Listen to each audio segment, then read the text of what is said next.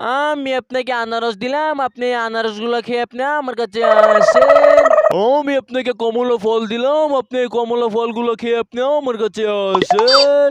আমি আপনাকে রমজান মাসে ড্রাগন ফল দিলাম, আপনি ড্রাগন ফল খেয়ে আপনি আমার কাছে আসেন। আমি আপনাকে রমজান মাসে তরমুজ ফল দিলাম, আপনি এই তরমুজ ফলটি খেয়ে আপনি আমার কাছে আসেন।